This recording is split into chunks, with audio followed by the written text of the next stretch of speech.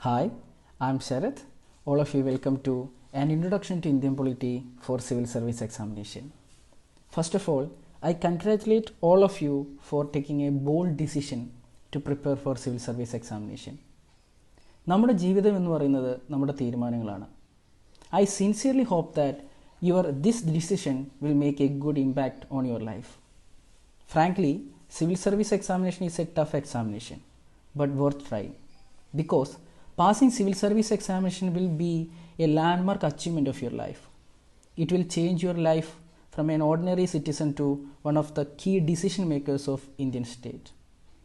ഈ particular civil service എക്സാമിനേഷനിലെ one of the important സബ്ജക്റ്റാണ് ഇന്ത്യൻ പൊളിറ്റി എന്ന് പറയുന്നത്. As the name suggest, this series of sessions is just an introduction to Indian polity for civil service examination. You need to build up a skill to pass the examination based on these basic concepts delivered through these sessions. Passing civil service examination demands a lot of effort from your side. Most importantly, try to answer as many questions as possible from a particular subject because it will help you to rectify most of your conceptual mistakes. Next, syllabus is the most important tool which will help you to prepare for civil service examination apart from previous year question papers. So let's start our discussion with the syllabus for Indian polity in civil service examination.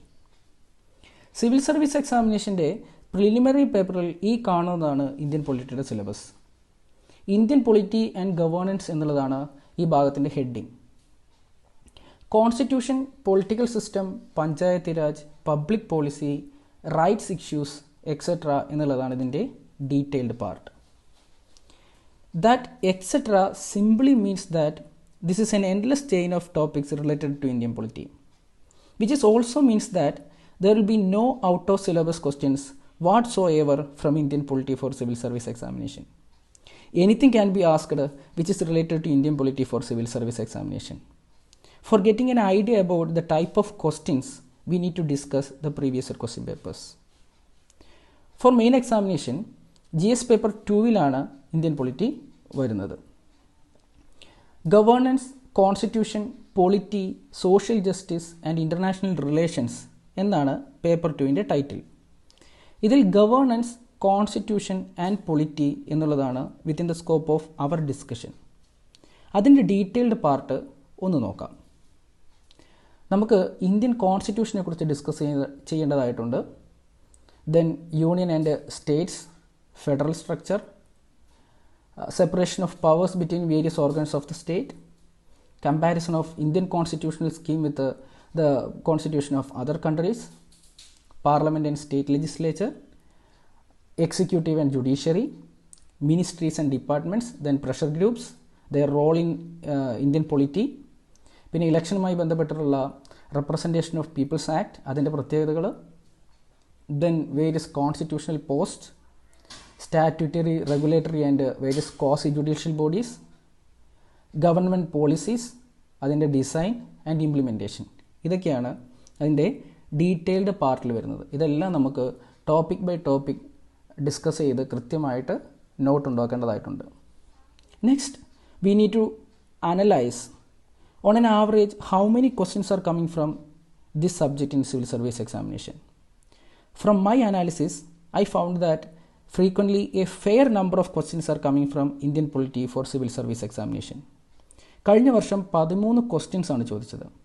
But you can see in particular years like 2017 22 questions വരെ ചോദിച്ചിട്ടുണ്ട്. So without any doubt we can say that Indian polity as a subject is very important for civil service examination. ഇനി ഈ subject എങ്ങനെയാണ് പഠിക്കുന്നത് എന്നുള്ള ചോദ്യത്തിനുള്ള ഉത്തരമാണ് വേണ്ടത്. The basic rule to study is that you should never try to mug up the subject for any competitive examination. അങ്ങനെ ചെയ്യാൻ തുടങ്ങിയാൽ ആ സബ്ജക്റ്റ് വളരെ ബോറായി മാറും. There are some basic concepts related to Indian polity. അത് കൃത്യമായിട്ട് മനസ്സിലാക്കുകയാണെങ്കിൽ this subject become very interesting. From that point onwards, Indian പൊളിറ്റിയുടെ പഠനം നിങ്ങൾക്ക് വളരെ ഈസി ആയിട്ട് മാറും. So let's discuss some of the basic concepts in Indian polity. വളരെ ഇമ്പോർട്ടൻ്റ് ആണ്. You need to build up rest of your understanding on this foundation so ശ്രദ്ധിക്കുക. Let's start. അതിൽ ആദ്യം നമ്മൾ ഡിസ്കസ് ചെയ്യുന്നത് കമ്മ്യൂണിറ്റിയാണ്. What is community? Community is the collection of people with a similar interest essentially living in one geographical area. ഒരു particular geographical ഏരിയയിൽ കുറച്ച് കാലമായിട്ട് ആളുകൾ താമസിക്കുമ്പോൾ അവരുടെ ഇൻട്രസ്റ്റുകളെല്ലാം കോമൺ ആയി മാറും. അങ്ങനെ സെയിം ഇൻട്രസ്റ്റുകളുള്ള സെയിം ജോഗ്രഫിക്കൽ ലൊക്കേഷനിൽ താമസിക്കുന്ന എ കളക്ഷൻ ഓഫ് ഇൻഡിവിജ്വൽസിനെയാണ് നമ്മൾ കമ്മ്യൂണിറ്റി എന്ന് വിളിക്കുന്നത്. A community is always denoted to a definite locality. ഒരു ലൊക്കാലിറ്റിയുമായിട്ട് എപ്പോഴും കണക്റ്റഡ് ആയിരിക്കും ഒരു കമ്മ്യൂണിറ്റി എന്ന് പറയുന്നത്. അതൊരു കോൺക്രീറ്റ് ഐഡിയ ആണ്. അപ്പോൾ അടുത്ത ടോപ്പിക് വരും കൾച്ചർ. എന്താണ് കൾച്ചർ? കൾച്ചർ എന്ന് പറയുന്നത് A shared or collective way of ലൈഫാണ്. അതായത് കുറച്ച് കാലം ഈ ഒരു കമ്മ്യൂണിറ്റി ആയിട്ട് ജീവിക്കുന്ന ആളുകൾക്കിടയ്ക്ക് ചില ലൈഫ് എന്ന് പറയുന്നത് അല്ലെങ്കിൽ അത് മോൾഡ് ചെയ്യപ്പെടും, ഒരു പെർട്ടിക്കുലർ രീതിയിൽ മോൾഡ് ചെയ്യപ്പെടും. ഒരു കമ്മ്യൂണിറ്റിയിലായിക്കോട്ടെ സൊസൈറ്റിയിലായിക്കോട്ടെ കൾച്ചർ എന്ന് പറയുന്നത് ഡെവലപ്പ് ചെയ്യും. So what is culture? Culture എന്ന് പറയുന്നത് a collective or shared way of ലൈഫാണ്. Then comes the concept of society. What is society? Society എന്ന് പറയുന്ന ഒരു അബ്സ്ട്രാക്റ്റ് ഐഡിയ ആണ്. അതായത് it's a web of interactions ആണ്, a web of social interactions ആണ്. ഒന്നുകൂടി ക്രിസ്പായിട്ട് പറയുകയാണെങ്കിൽ a group of what is a society? A society is a group of individuals involved in persistent social interactions. കൃത്യമായ social ഇൻട്രാക്ഷൻസിൽ ഇടപെട്ടുകൊണ്ടിരിക്കുന്ന എ ഗ്രൂപ്പ് ഓഫ് ഇൻഡിവിജ്വൽസിനെയാണ് society എന്ന് പറയുന്നത്. ഇതൊരു അബ്സ്ട്രാക്റ്റ് ഐഡിയ ആണ്. കമ്മ്യൂണിറ്റി എന്ന് പറയുന്നത് എന്താണ്? ജോഗ്രഫിക്കലി ഇംപ്ലിക്കേറ്റഡ് ആണ്. അതായത് ഒരു ഡിഫൈൻ ആയിട്ടുള്ള ഒരു ലൊക്കാലിറ്റിയിലുമായിട്ട് കണക്റ്റാണ് കമ്മ്യൂണിറ്റി എന്ന് പറയുന്നത്. പക്ഷേ സൊസൈറ്റി എന്ന് പറയുന്നതോ അതൊരു അബ്സ്ട്രാക്റ്റ് ഐഡിയ ആണ്. അതായത് ഒരുപാട് കമ്മ്യൂണിറ്റീസ് ചേർന്നിട്ട് ഒരു സൊസൈറ്റി ആവാം, അവർ തമ്മിൽ ഒരുപാട് ഇൻട്രാക്ഷൻസ് ഉണ്ടാവാം. പക്ഷേ കമ്മ്യൂണിറ്റിയുടെയും സൊസൈറ്റിയുടെയും ബേസിക് ആയിട്ടുള്ള യൂണിറ്റ് എന്ന് പറയുന്നത് ഒരു ഇൻഡിവിജ്വലാണ്. ഓക്കെ, സോ സൊസൈറ്റി എന്ന് പറയുന്നത് എന്താണ്? A group of individuals involve in persistent social interactions. ആ ഇൻട്രാക്ഷൻസ് എന്തൊക്കെ തരത്തിലാവാം? എക്സ്ചേഞ്ചുകളാവാം, കോമ്പറ്റീഷൻ ആവാം, കോപ്പറേഷൻ ആവാം, കോൺഫ്ലിക്റ്റ് ആവാം, കോയേഷൻ ആവാം. ഓക്കെ, അങ്ങനെയുള്ള ഒരു സൊസൈറ്റിയിൽ ഈ കമ്മ്യൂണിറ്റികൾ പരസ്പരം കൊടുക്കൽ വാങ്ങലുകളൊക്കെ നടക്കും. ഈ കൾച്ചറുകളുടെ ഇൻട്രാക്ഷൻസ് ഉണ്ടാവാം. ചില കൾച്ചറുകൾ ഡോമിനേറ്റ് ചെയ്യാം, ചില കൾച്ചറുകൾ സപ്രസ് ചെയ്യപ്പെടാം. ഓക്കെ, അങ്ങനെ സൊസൈറ്റിയിൽ, ഒരു പെർട്ടിക്കുലർ സൊസൈറ്റിയിൽ ഈ റിലേഷൻസ്, ഈ സോഷ്യൽ ഇൻട്രാക്ഷൻസ് മെയിൻറ്റെയിൻ ചെയ്തു പോകേണ്ടത് അത്യാവശ്യമാണ്. So in order to maintain these social interactions in a society we need law and order. Law and order എന്ന് പറയുന്നത് സൊസൈറ്റിയിൽ അത്യാവശ്യമാണ്. So somebody need to enforce law and order. So in order to implement the idea of law and order we need power അത്യാവശ്യമാണ് ഒരു സൊസൈറ്റിയിൽ ഈ law and order എന്ന് പറയുന്നത് ഇംപ്ലിമെൻറ്റ് ചെയ്യണമെങ്കിൽ. So what is power? അടുത്ത കൺസെപ്റ്റാണ് പവർ എന്ന് പറയുന്നത്. What is power? പവർ എന്ന് പറഞ്ഞു കഴിഞ്ഞാൽ എബിലിറ്റി ടു കൺട്രോൾ അതേഴ്സ് എന്നുള്ളതാണ്. എബിലിറ്റി ടു കൺട്രോൾ അതേഴ്സ്, മറ്റുള്ളവരെ കൺട്രോൾ ചെയ്യാനുള്ള കഴിവിനെയാണ് പവർ എന്ന് പറയുന്നത്. So it is the ability to make decisions and it is also the ability to implement those decisions. തീരുമാനങ്ങൾ എടുക്കുകയും നടപ്പിലാക്കാൻ കഴിയുകയും ഉള്ള കഴിവിനെയാണ് നമ്മൾ പവർ എന്ന് പറയാം, ability to control others. Okay, അപ്പോഴാണ് പൊളിറ്റിക്സ് എന്ന് പറയുന്ന കൺസെപ്റ്റ് വരുന്നത്. What is politics? പൊളിറ്റിക്സ് എന്ന് പറയുന്നത് all the activities in a society related to the distribution of power. ഒരു സൊസൈറ്റിയിൽ പവറിൻ്റെ ഡിസ്ട്രിബ്യൂഷനുമായി ബന്ധപ്പെട്ടുള്ള എല്ലാ ആക്ടിവിറ്റീസിനെയും നമ്മൾ വിളിക്കുന്നത് പൊളിറ്റിക്സ് എന്നാണ്.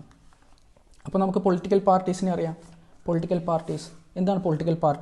പൊളിറ്റിക്കൽ പാർട്ടീസ് എന്ന് പറയുന്നത് a group of individuals who came together with an aspiration to hold power കൈയടക്കാൻ അല്ലെങ്കിൽ അധികാരം കൈയടക്കാൻ വേണ്ടിയിട്ട് ഒത്തുകൂടിയിരിക്കുന്ന ഒരു കൂട്ടം ആളുകളാണ് പൊളിറ്റിക്കൽ പാർട്ടീസ് എന്ന് പറയുന്നത്. അവർക്ക് സെയിം ഇൻട്രസ്റ്റ് ആണ് ഉണ്ടായിരിക്കുക. Okay, politics. So power and politics എന്ന് പറയുന്നത് വളരെ ഇമ്പോർട്ടൻ്റ് ആയിട്ടുള്ള കൺസെപ്റ്റുകളാണ്. പവർ എന്ന് പറഞ്ഞു കഴിഞ്ഞാൽ ability to control others. Politics എന്ന് പറയുന്നത് all the activities in a society related to the distribution of power ആണ് പൊളിറ്റിക്സ്. അതിലെ മേജർ വിസിബിൾ ആയിട്ടുള്ള ഓർഗനൈസേഷൻസ് ആണ് പൊളിറ്റിക്കൽ പാർട്ടീസ് എന്ന് പറയുന്നത്. അവരുടെ പ്രധാനപ്പെട്ട ലക്ഷ്യം എന്ന് പറയുന്നത് എന്താണ്? Political parties need to hold on power പിടിച്ചടക്കാൻ വേണ്ടിയിട്ടാണ് പൊളിറ്റിക്കൽ പാർട്ടീസ് ഫോം ചെയ്തിരിക്കുന്നത്. Then comes the concept of state. State എന്ന് പറയുന്നത് എന്താണ്? സ്റ്റേറ്റ് എന്ന് പറയുന്നത് സംസ്ഥാനം എന്ന് പറയുന്ന കൺസെപ്റ്റിനേക്കാൾ മാറി ചിന്തിക്കണം. സ്റ്റേറ്റ് എന്ന് പറയുന്നത് ഒരു സൊസൈറ്റിയിലെ ലാർജസ്റ്റ് പൊളിറ്റിക്കൽ ഓർഗനൈസേഷനാണ്. State is the largest political organisation of a society. Okay, ഉദാഹരണത്തിന് സൊസൈറ്റി എന്ന് പറയുന്നതിൽ ഒരുപാട് ആസ്പെക്റ്റുകളുണ്ട് സൊസൈറ്റിക്ക്. ഞാൻ നേരത്തെ പറഞ്ഞ പോലെ culture. But in state, the state only deals about power. പവറുമായി ബന്ധപ്പെട്ട ഒരു സൊസൈറ്റിയിലെ ഏറ്റവും വലിയ ഓർഗനൈസേഷനാണ് സ്റ്റേറ്റ് എന്ന് പറയുന്നത്. It is the organised political community of the people of a society. Okay, അല്ലെങ്കിൽ it is the law and order maintaining institution of the society. Okay, society എന്ന് പറയുന്നത് സെൽഫ് റെഗുലേറ്റിംഗ് ആണ്. പക്ഷേ സ്റ്റേറ്റ് എന്ന് പറയുന്നത് സെൽഫ് റെഗുലേറ്റിംഗ് അല്ല. It need somebody to regulate. Okay, അതിന് വേണ്ടിയിട്ടാണ് ഗവൺമെൻറ് വരുന്നത്. ഗവൺമെൻറ് എന്ന് പറയുന്നത് എന്താണ്? Government is only the agent of a state. ഒരു സ്റ്റേറ്റിൻ്റെ ഏജൻ്റാണ് ഗവൺമെൻറ് എന്ന് പറയുന്നത്. It is the group of people who runs the state. Government എന്ന് പറയുന്നത് എന്താണ്? A group of people who runs the state. അപ്പോൾ ഗവൺമെൻറ്റിന് എവിടെ നിന്നാണ് പവർ കിട്ടുന്നത്? ഗവൺമെൻറ്റിന് പവർ കിട്ടുന്നത് സ്റ്റേറ്റിൻ്റെ പൊസിഷനിൽ നിന്നാണ്. ഒരു സ്റ്റേറ്റിൽ ചില പെർട്ടിക്കുലർ പൊസിഷൻസിൽ ഇരിക്കുന്നത് കൊണ്ടാണ് ഗവൺമെൻറ്റിന് പവർ കിട്ടുന്നത്. സോ സ്റ്റേറ്റ് എന്ന് പറയുന്നത് the largest political organisation of a society. അപ്പോഴാണ് നമ്മൾ നാഷൻ എന്ന് പറയുന്ന കൺസെപ്റ്റ് വരുന്നത്. നാഷൻ എന്ന് പറയുന്നത് ഒരു അബ്സ്ട്രാക്റ്റ് ഐഡിയ ആണ്. It is the sense of commonality. ഒരു ഇന്ത്യക്കാരൻ എന്ന് പറയുന്ന ആ ഒരു കൺസെപ്റ്റ്, നമ്മളെല്ലാം ഒന്നാണ് എന്നുള്ളൊരു കൺസെപ്റ്റിനെയാണ് നമ്മൾ നാഷൻ എന്ന് പറയുന്നത്. ഈ നാഷണാലിറ്റി എന്നുള്ളൊരു ഫീലിംഗ് ഇൻസ്റ്റിറ്റ്യൂഷണലൈസ് ചെയ്യപ്പെടുമ്പോഴാണ് സ്റ്റേറ്റ് എന്ന് പറയുന്ന കോൺക്രീറ്റ് ആയിട്ടുള്ള ഒരു ഓർഗനൈസേഷൻ ഡെവലപ്പ് ചെയ്യപ്പെടുന്നത്. ഓക്കെ, സോ നാഷൻ എന്ന് പറയുന്നത് എന്താണ്? എ സെൻസ് ഓഫ് കോമണാലിറ്റി അല്ലെങ്കിൽ A sense of brotherhood. Okay, then comes the concept of citizenship. എന്താണ് സിറ്റിസൺഷിപ്പ്? സിറ്റിസൺഷിപ്പ് എന്ന് പറയുന്നത് ഈ സ്റ്റേറ്റിൻ്റെ മെമ്പർഷിപ്പിനെയാണ് ഈ സിറ്റിസൺഷിപ്പ് എന്ന് പറയുന്നത്. ഇപ്പോൾ നമുക്ക് പല ക്ലബ്ബുകൾ ഉണ്ടായിരിക്കാം. ആ ക്ലബ്ബുകളിലൊക്കെ നമ്മൾ മെമ്പർഷിപ്പ് എടുക്കുമല്ലോ. അതുപോലെ ഒരു സ്റ്റേറ്റിലെ മെമ്പർഷിപ്പിനെയാണ് സിറ്റിസൺഷിപ്പ് എന്ന് വിളിക്കുന്നത്. ഓക്കെ, നിങ്ങൾ കേട്ടിട്ടുണ്ടായിരിക്കും റോഹിംഗ്യൻസിൻ്റെ കാര്യത്തിലൊക്കെ സ്റ്റേറ്റ്ലെസ് പേഴ്സൺസ് എന്നാണ് വിളിക്കാറ്. സ്റ്റേറ്റ്ലെസ് പേഴ്സൺസ്, കാരണം അവർക്കൊരു സിറ്റിസൺഷിപ്പ് ഇല്ല, അവർക്കൊരു സ്റ്റേറ്റിലും മെമ്പർഷിപ്പ് ഇല്ല. ഓക്കെ, ഒരു സ്റ്റേറ്റ് നമുക്ക് സിറ്റിസൺഷിപ്പ് തരുമ്പോൾ the state gives us an identity. നമുക്കൊരു ഐഡൻറ്റിറ്റി തരികയാണ് ചെയ്യുന്നത് ഒരു സ്റ്റേറ്റ് സിറ്റിസൺഷിപ്പ് വഴി. ഇപ്പം നമ്മൾ ഇന്ത്യക്കാരനാണ്, മീൻസ് എൻ്റെ സിറ്റിസൺഷിപ്പ് ഇന്ത്യൻ ആണെങ്കിൽ means I am the part of Indian state. ഞാൻ ഇന്ത്യൻ സ്റ്റേറ്റിൻ്റെ ഭാഗമാണ് എന്നുള്ളതാണ് ഇന്ത്യൻ സിറ്റിസൺ ആണ് എന്ന് പറയുന്നതിൻ്റെ അർത്ഥം. So what is citizenship? The status of a person recognised under the law as being A legal member of a sovereign state. അതാണ് citizenship. Government എന്ന് പറയുന്നത് ഞാൻ നേരത്തെ പറഞ്ഞതാണ്. ഗവൺമെൻറ് എന്ന് പറയുന്നത് എന്താണ്? Government is the group of people who runs the state. സ്റ്റേറ്റിനെ റൺ ചെയ്യാൻ വേണ്ട എ ഗ്രൂപ്പ് ഓഫ് പീപ്പിളാണ് ഗവൺമെൻറ് എന്ന് പറയുന്നത്. സ്റ്റേറ്റ് എന്ന് പറയുന്നത് പെർമനൻ്റ് ആയിട്ടുള്ള ഒരു സ്ട്രക്ചറാണ്. ഗവൺമെൻറ് ടെമ്പററിയാണ്. ഓക്കെ, ഇപ്പോൾ ഉദാഹരണത്തിന് ഒരു ബസ്, ഈ ബസ്സാണ് സ്റ്റേറ്റ് എന്ന് നമ്മൾ വിചാരിക്കുകയാണെങ്കിൽ ആ ബസ് ഓടിക്കാൻ വേണ്ടിയിട്ട് ഒരു ഡ്രൈവർ വേണം, ക്ലീനർ വേണം, കണ്ടക്ടർ വേണം, അല്ലേ? ഈ പൊസിഷൻസ് ഒക്കെയാണ് സ്റ്റേറ്റിൻ്റെ ഭാഗമായിട്ടുള്ളത്. അത് പെർമനൻ്റ് പൊസിഷൻസാണ്. എന്നാൽ ഈ ഡ്രൈവർ സീറ്റിലേക്ക് നമുക്ക് രാജുവിനെ ഉപയോഗിക്കാം, ശശിയെ ഉപയോഗിക്കാം, ജോസഫിനെ ഉപയോഗിക്കാം. അവരൊക്കെ ടെമ്പററി ആളുകളാണ്. അവർ ആ പൊസിഷനിലേക്ക് ഇരിക്കുമ്പോഴാണ് അവർ ആ ഡ്രൈവർ എന്ന് പറയുന്ന സ്ഥാനത്തേക്ക് വരുന്നത്. അതുപോലെയാണ് പ്രൈം മിനിസ്റ്റർ, പ്രസിഡൻറ്റ്, ഇതുപോലെയുള്ള പോസ്റ്റുകൾ ഈ പറയുന്ന സ്റ്റേറ്റിലുണ്ട്. അതിലേക്ക് വരുന്ന ടെമ്പററി ആയിട്ടുള്ള കുറച്ച് കാലഘട്ടത്തിലേക്ക് വരുന്ന എ ഗ്രൂപ്പ് ഓഫ് പീപ്പിളിനെയാണ് നമ്മൾ എന്ത് വിളിക്കുന്നത്? ഗവൺമെൻറ് എന്ന് വിളിക്കുന്നത്.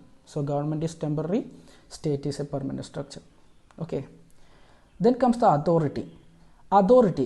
The concept of authority is very similar to power, but authority എന്ന് പറയുന്നതിൻ്റെ കറക്റ്റായിട്ട് മീനിങ് എന്താണെന്ന് വെച്ച് കഴിഞ്ഞാൽ it is the right to power. പവറിനുള്ള അവകാശമാണ് അതോറിറ്റി എന്ന് പറയുന്നത്. ഇപ്പോൾ ഒരു district collector as an individual അദ്ദേഹത്തിന് ഒരു പവറും ഇല്ല. പക്ഷേ ആ പൊസിഷനിൽ ഇരിക്കുന്നത് കൊണ്ടാണ് അദ്ദേഹത്തിന് ഉപയോഗിക്കാൻ കഴിയുന്ന പവർ കിട്ടുന്നത്. അപ്പോൾ ഗവൺമെൻറ് എന്ന് പറയുന്നത് സ്റ്റേറ്റിൻ്റെ ഏജൻ്റാണ്. അപ്പോൾ ഗവൺമെൻറ്റിന് അധികാരം വേണം, അല്ലെങ്കിൽ പവർ വേണം. പക്ഷേ ആ പവർ അവർക്ക് എവിടെ നിന്ന് കിട്ടുന്നു? ആ പൊസിഷനിൽ നിന്ന് കിട്ടുന്നു. ആ പൊസിഷനിൽ ഇരിക്കുന്ന ആളുകൾക്ക് അതിനനുസരിച്ചുള്ള പവറും അവൈലബിൾ ആവും. അതിനെയാണ് അതോറിറ്റി എന്ന് വിളിക്കുന്നത്. I hope you can understand the difference between power and authority. Power എന്ന് പറയുന്നത് എബിലിറ്റി ടു കൺട്രോൾ അതേഴ്സ് ആണ്. അതോറിറ്റി എന്ന് പറയുന്നത് റൈറ്റ് ടു പവർ ആണ്. It derives from the position. Okay, ആ പൊസിഷനിൽ നിന്നാണ് ഇത് ഡിറൈവ് ചെയ്യുന്നത്. Then comes the concept of polity. Polity എന്ന് പറയുന്ന കൺസെപ്റ്റ് പൊളിറ്റിക്കൽ സിസ്റ്റം എന്നുള്ളതാണ്. Political system. Okay, political system എന്ന് വെച്ച് കഴിഞ്ഞാൽ it is a system which defines the structure and functions of a state. ഒരു സ്റ്റേറ്റിൻ്റെ സ്ട്രക്ചറും ഫങ്ഷനും ഡിഫൈൻ ചെയ്യുന്ന ഒരു സിസ്റ്റമാണ് പൊളിറ്റിക്കൽ സിസ്റ്റം എന്ന് പറയുന്നത്. It defines the organs of the state. ഏതെല്ലാം ഓർഗൻസ് ഉണ്ട് സ്റ്റേറ്റിന്? എക്സിക്യൂട്ടീവ്, ലെജിസ്ലേച്ചർ, ജുഡീഷ്യറി, ഇതുപോലുള്ള ഡിഫറെൻ്റ് ഓർഗൻസിൻ്റെ സ്ട്രക്ചർ ഡിഫൈൻ ചെയ്യും. ആരാണ് ടോപ്പിൽ, അത് കഴിഞ്ഞിട്ട് ആര്, ഏത് പൊസിഷനാണ് അത് കഴിഞ്ഞിട്ട് വരുന്നത്, അതുപോലുള്ള സ്ട്രക്ചർ ഡിഫൈൻ ചെയ്യും. അതുകൂടാതെ it also defines the relationship between these organs of the states. അതായത് ഈ സ്റ്റേറ്റിലെ ഡിഫറെൻ്റ് ഓർഗൻസ് തമ്മിലുള്ള ഇൻ്റർ റിലേഷൻഷിപ്പ് ഈ പൊളിറ്റിക്കൽ സിസ്റ്റം, പൊളിറ്റി ഡിഫൈൻ ചെയ്യും. It also defines the relation between the people and government, അല്ലെങ്കിൽ the organs of the state. Okay, ഈ രീതിയിലാണ് political system വരുന്നത്. Then comes the concept of constitution. The constitution includes the political structure or polity. അതായത് polity എന്ന് പറയുന്നത് elaborate ചെയ്തിരിക്കുന്നത് കോൺസ്റ്റിറ്റ്യൂഷനിലാണ്. Okay, constitution എന്ന് പറയുന്നത് it's a set of rules accepted by all people living in the country. Okay, ഒരു രാജ്യത്ത് താമസിക്കുന്ന എല്ലാ ആളുകളും അംഗീകരിച്ചിരിക്കുന്ന സെറ്റ് ഓഫ് റൂൾസിനെയാണ് കോൺസ്റ്റിറ്റ്യൂഷൻ എന്ന് പറയുന്നത്. It expresses the aspirations and values of the society. ആ സൊസൈറ്റിയുടെ വാല്യൂസ്, ആസ്പിറേഷൻസ്, ഇതൊക്കെ റിഫ്ലക്റ്റ് ചെയ്യുന്ന ഒരു കൺസെപ്റ്റ് കൂടിയാണ് കോൺസ്റ്റിറ്റ്യൂഷൻ എന്ന് പറയുന്നത്. It includes the political system. Okay, അതായത് സ്റ്റേറ്റ് എങ്ങനെയായിരിക്കണം, സ്റ്റേറ്റിൻ്റെ സ്ട്രക്ചർ എന്തായിരിക്കണം, ആ സ്റ്റേറ്റിലുള്ള ഓർഗൻസ് തമ്മിലുള്ള റിലേഷൻ എങ്ങനെയായിരിക്കണം എന്നതെല്ലാം വ്യക്തമാക്കുന്ന പൊളിറ്റിക്കൽ സിസ്റ്റം എലാബറേറ്റ് ചെയ്തിരിക്കുന്നത്, അല്ലെങ്കിൽ ഡിഫൈൻ ചെയ്തിരിക്കുന്നത് കോൺസ്റ്റിറ്റ്യൂഷനിലാണ്. ഓക്കെ, ഈ കോൺസ്റ്റിറ്റ്യൂഷന് പവർ കിട്ടുന്നത് ഇത് ജനങ്ങൾ അംഗീകരിക്കുന്നതിലൂടെയാണ്. കോൺസ്റ്റിറ്റ്യൂഷൻ എന്ന് പറയുന്നത് അതിൻ്റെ ഈ കോൺസ്റ്റിറ്റ്യൂഷനിൽ നിന്നുണ്ടാകുന്ന എല്ലാ ഓർഗൻസിനും പവർ കൊടുക്കുന്നത് കോൺസ്റ്റിറ്റ്യൂഷനാണ്. ഉദാഹരണത്തിന് public service commission. Public service commission അവർക്കുള്ള പവർ കിട്ടുന്നത് അത് കോൺസ്റ്റിറ്റ്യൂഷൻ വഴി ഉണ്ടാക്കിയെടുത്ത സ്ഥാപനമായതുകൊണ്ടാണ്. അപ്പോൾ കോൺസ്റ്റിറ്റ്യൂഷന് ജനങ്ങൾ അധികാരം കൊടുക്കുന്നു, കോൺസ്റ്റിറ്റ്യൂഷൻ വഴി ഉണ്ടാകുന്ന ഓർഗനൈസേഷൻസിന് കോൺസ്റ്റിറ്റ്യൂഷൻ പവർ ഡിറൈവ് ചെയ്ത് കൊടുക്കുന്നു. ഇങ്ങനെയാണ് ഇതിൻ്റെ കൺസെപ്റ്റുകളുടെ ഒരു കണക്ഷൻ എന്ന് പറയുന്നത്. സോ ഈ പറഞ്ഞ എല്ലാ കൺസെപ്റ്റുകളും നല്ല രീതിയിൽ മനസ്സിലാക്കിയെടുക്കുക. സോ നമ്മൾ Indian polity, American polity, Chinese polity എന്നൊക്കെ പറയേണ്ടി വരും. കാരണം ഈ പൊളിറ്റിക്കൽ സിസ്റ്റം എന്ന് പറയുന്നത് സൊസൈറ്റിയുമായിട്ട് വളരെ റിലേറ്റഡ് ആണ്. അതായത് ഓരോ സൊസൈറ്റിക്കും അവരുടേതായ രീതികളുണ്ട്. ആ രീതികൾക്കനുസരിച്ചിട്ടേ അവിടുത്തെ പൊളിറ്റിക്കൽ സിസ്റ്റം ഡെവലപ്പ് ചെയ്ത് വരികയുള്ളൂ. അതുകൊണ്ടാണ് ഇവിടെ ഇന്ത്യൻ പൊളിറ്റിയും അമേരിക്കൻ പൊളിറ്റിയും ഒക്കെ വരുന്നത്. So there is no single meaning for polity. Polity എന്ന് പറയുന്നതിന് കൃത്യമായിട്ടുള്ളൊരു മീനിങ് ഇല്ലെങ്കിൽ പോലും അത് പ്രാക്ടിക്കലായിട്ട് ഇംപ്ലിമെൻ്റ് ചെയ്യപ്പെടുന്നത് Indian polity, American polity, Chinese polity, അതുപോലെ വ്യത്യസ്തപരമായിട്ടുള്ള പൊളിറ്റിക്കൽ സ്ട്രക്ചർ ഉള്ളതുകൊണ്ടാണ്. കാരണം ഓരോന്നും സൊസൈറ്റികളും വ്യത്യസ്തമാണ് എന്നുള്ളതാണ്. ഓക്കെ, സോ ഇന്ത്യൻ പൊളിറ്റിയെക്കുറിച്ച് പഠിക്കണമെങ്കിൽ നമ്മൾ പഠിക്കേണ്ടത് ഇന്ത്യൻ കോൺസ്റ്റിറ്റ്യൂഷനാണ്. കാരണം ഇന്ത്യൻ കോൺസ്റ്റിറ്റ്യൂഷനിലാണ് ഇന്ത്യൻ പൊളിറ്റിക്കൽ സ്ട്രക്ചർ അല്ലെങ്കിൽ ഇന്ത്യൻ പൊളിറ്റിക്കൽ സിസ്റ്റം ഡിഫൈൻ ചെയ്തിരിക്കുന്നത്. So in order to study Indian polity we need to study Indian constitution. So ഇതാണ് ഇന്ത്യൻ പൊളിറ്റിയുടെ ബേസിക് കൺസെപ്റ്റുകൾ എന്ന് പറയുന്നത്. സോ സ്റ്റേറ്റ് എന്ന് പറയുന്നത് largest political organisation of a സൊസൈറ്റിയാണ്. ആ സ്റ്റേറ്റിനെ റൺ ചെയ്യാൻ വേണ്ടിയിട്ട് ഓതറൈസ് ചെയ്യപ്പെട്ടിരിക്കുന്ന എ ഗ്രൂപ്പ് ഓഫ് പീപ്പിളിനെയാണ് നമ്മൾ ഗവൺമെൻറ് എന്ന് വിളിക്കുന്നത്. Government is only a part of the state. State എന്ന് പറയുന്നതിൻ്റെ ഒരു ഭാഗം മാത്രമാണ് ഗവൺമെൻറ് എന്ന് പറയുന്നത്. ഗവൺമെൻറ് ടെമ്പററി ആണ്, സ്റ്റേറ്റ് പെർമനൻ്റ് ആണ്. ഓക്കെ, ഈ സ്റ്റേറ്റിൻ്റെ സ്ട്രക്ചറും അതിലെ ഓർഗൻസ് തമ്മിലുള്ള റിലേഷൻസും എല്ലാം ഡിഫൈൻ ചെയ്തിരിക്കുന്ന സിസ്റ്റമാണ് പൊളിറ്റിക്കൽ സിസ്റ്റം. ആ പൊളിറ്റിക്കൽ സിസ്റ്റം എലാബറേറ്റ് ചെയ്തിട്ട് എഴുതി വച്ചിരിക്കുന്നത് കോൺസ്റ്റിറ്റ്യൂഷനിലാണ്. So in order to study political system, we need to study constitution. Okay, so in order to study Indian polity, we need to study Indian constitution. So ഇതാണ് നമ്മുടെ സബ്ജക്റ്റിൻ്റെ basic concept എന്ന് പറയുന്നത്. Okay, അത് പഠിക്കാൻ വേണ്ടിയിട്ട് നമ്മൾ ആദ്യം ചെയ്യേണ്ടത് ഇതിൻ്റെ ഫണ്ടമെൻ്റൽസ് ആയിട്ടുള്ള NCERT ബുക്സ് പഠിക്കുക എന്നുള്ളതാണ്. NCERT 6ാം ക്ലാസ് മുതൽ +2 വരെയുള്ള ബുക്കുകൾ നമുക്ക് അവൈലബിൾ ആണ്. അതിൽ പ്രധാനപ്പെട്ട പല കൺസെപ്റ്റുകളും കൊടുത്തിട്ടുണ്ട്. അതെല്ലാം വായിക്കണം. അത് ക്രിസ്പായിട്ട് നമുക്ക് നമ്മുടെ ക്ലാസ്സുകളിൽ ഡിസ്കസ് ചെയ്യാം. എങ്കിൽ പോലും നിങ്ങളുടെ പാർട്ടായിട്ട് നിങ്ങൾ 10ാം ക്ലാസ് അല്ലെങ്കിൽ 9ാം ക്ലാസ് മുതലുള്ള ഈ NCERT ബുക്കുകളൊക്കെ ഒന്ന് റെഫർ ചെയ്ത് പോരുക. ബേസിക് കൺസെപ്റ്റുകൾ മനസ്സിലാക്കാൻ വേണ്ടിയിട്ട് വളരെ സിമ്പിളായിട്ട് എലാബറേറ്റ് ചെയ്ത് കൊടുത്തിട്ടുണ്ട്. അതുപോലെ അഡ്വാൻസ്ഡ് റെഫറൻസിന് വേണ്ടിയിട്ടാണ് ലക്ഷ്മികാന്തിൻ്റെ ഇന്ത്യൻ പൊളിറ്റി ഉണ്ട്. അതുപോലെ തന്നെ അവർ കോൺസ്റ്റിറ്റ്യൂഷൻ, സുഭാഷ് ജി കശ്യപിൻ്റെ അവർ കോൺസ്റ്റിറ്റ്യൂഷൻ ഉണ്ട്. അതുപോലെ അവർ പാർലമെൻറ്റ്, സുഭാഷ് കശ്യപിൻ്റെ അവർ പാർലമെൻറ്റ്, DD ബസുവിൻ്റെ constitution of India, introduction to the constitution of India. ഇതൊക്കെയാണ് പ്രധാനമായിട്ടും അഡ്വാൻസ്ഡ് റെഫറൻസിന് വരുന്നത്. ഏറ്റവും പ്രധാനപ്പെട്ട റെഫറൻസ് മെറ്റീരിയൽ എന്ന് പറയുന്നത് ന്യൂസ് പേപ്പറുകളാണ്. ഈ ക്വസ്റ്റ്യൻ എല്ലാം വരുന്നത് കറണ്ട് അഫയേഴ്സുകളിൽ നിന്നും കണക്റ്റഡ് ആയിട്ടാണ് നമ്മളുടെ കോമ്പറ്റേറ്റീവ് എക്സാമുകളിൽ ഇപ്പോൾ ക്വസ്റ്റ്യൻസ് വരുന്നത്. അതുകൊണ്ട് തന്നെ നമ്മൾ വളരെ അവെയർ ആയിരിക്കണം വാട്ട് ഹാപ്പനിങ് അറൗണ്ട് അസ്, എന്താണ് നമുക്ക് ചുറ്റും നടന്നുകൊണ്ടിരിക്കുന്നത്. ആ വാർത്തകളാണ് ഇന്ത്യൻ പൊളിറ്റിയുടെ ക്വസ്റ്റ്യൻസ് ആയിട്ട്, അതിൻ്റെ ബേസിക് കൺസെപ്റ്റുകളായിട്ട് ചോദിക്കുന്നത്. ഓക്കെ, സോ ലാസ്റ്റ് പാർട്ടായിട്ട് നമ്മൾ ഒരു ക്വസ്റ്റ്യൻ നോക്കുകയാണ്. ഇന്ത്യൻ പൊളിറ്റിയിൽ നിന്ന് ഒരു മോഡൽ ക്വസ്റ്റ്യൻ. ആ ക്വസ്റ്റ്യൻ ഇതാണ്, നോക്കൂ. എന്താണ് most appropriate definition of liberty? Liberty എന്ന് പറയുന്നതിൻ്റെ അപ്രോപ്രിയേറ്റ് ഡെഫിനിഷൻ എന്താണെന്നാണ്.